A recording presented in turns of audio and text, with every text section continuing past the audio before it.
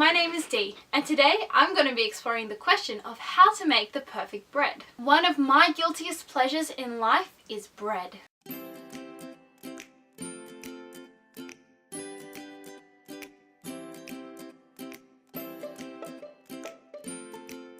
I love freshly baked bread.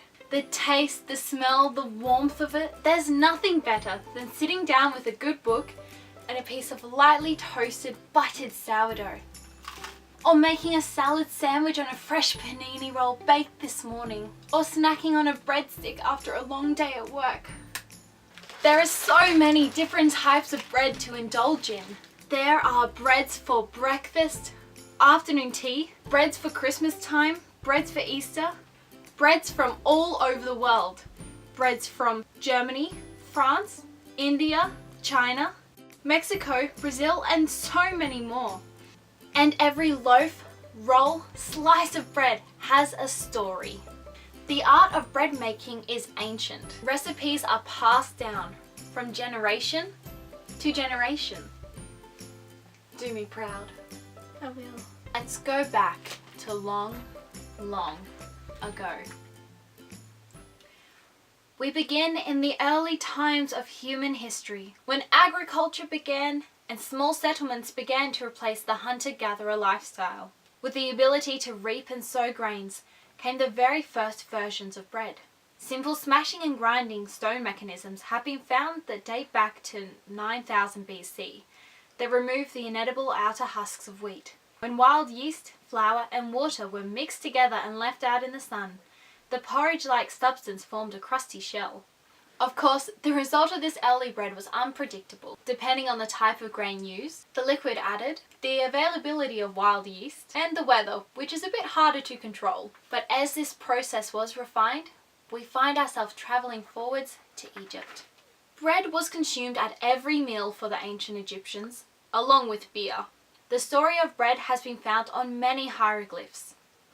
Bread was valuable to life, used as a type of currency in society, and offered to the gods Isis and Osiris, the protectors of grain and givers of bread.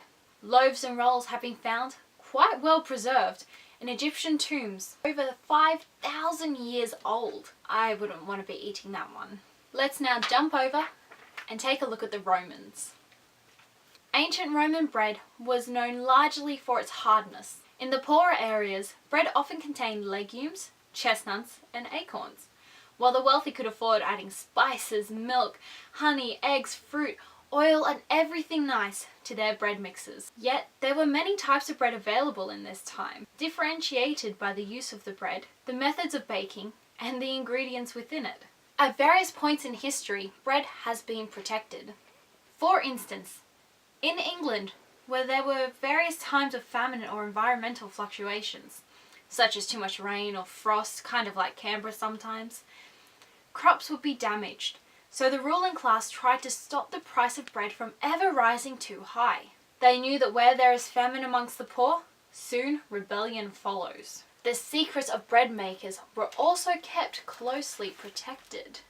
But nowadays, there are many cookbooks available to teach us how to make bread from all over the world. Dough in its most basic form is a mixture of yeast, flour and water. And by combining these elements together, we can turn a grain of wheat into a loaf of bread. This is done through a process called fermentation, or the rising of dough. And this is how fermentation works. Yeast is a fungus that feeds on simple sugars that are contained in flour.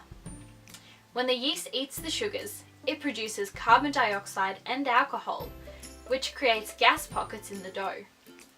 When the dough is heated, the carbon dioxide expands and moves, and the alcohol evaporates, and these together make the dough rise. The heat from the oven cooks the dough that has risen. But all the gas pockets would escape if it wasn't for gluten. Gluten forms by mixing flour and water together, creating chains of protein. These chains are further interlinked when a baker kneads the dough.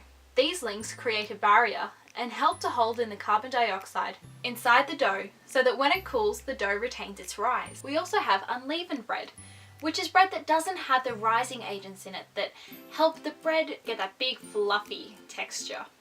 While bread plays a large role in feeding the world, it also transcends other cultural and religious boundaries. During the Jewish Passover festival, unleavened bread, so that bread that doesn't rise, is eaten to represent the flight of the Israelites escaping slavery from Egypt. The Israelites who escaped did not have time to allow the bread to rise. So by the Jewish people eating this bread at Passover, they remember their history and the struggles that their people faced. In the Catholic faith, during Eucharist, bread is used as a symbol for Christ, who at the Last Supper shared bread amongst his disciples. During this time, Jesus told his disciples to eat the bread and to think of him, for the bread represents his body. By taking the Eucharist at Mass, many Catholics reflect on the sacrifice that Jesus made and doing what his disciples did at the Last Supper by taking in the bread and taking in Jesus and the Christian faith. In Russia, there is a bread and salt tradition, in which the bread symbolizes wealth and the salt symbolizes protection from evil forces. Historically, it would be eaten during a celebration or a time of mourning, and it was believed that if you shared this bread with your enemies, they too would become your friends. Nowadays, this tradition is often reserved only for weddings, when the bride and groom break off pieces of this loaf of bread, dip it in salt, and then feed it to each other. This action is a way of solidifying their promise to always take care of each other. In many other traditions, bread has been used as a symbol of the earth. Of course, we have our grains of wheat. They grow from the earth from seeds, then we harvest them, make them into bread, and by eating this, people are reconnecting with the earth on which they live. So it seems to me that to make the perfect bread, it's more than just having the right ingredients on hand. Because bread is so much more than just a chemical reaction. Bread is culture. Bread is tradition. Bread is ingrained in our society.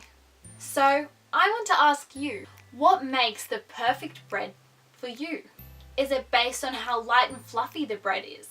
Is it because you grew up eating it with family? Let me know what you think in the comments below. This video is part of a series called Cook to Perfection, in which I've been trying to explore what makes the perfect food.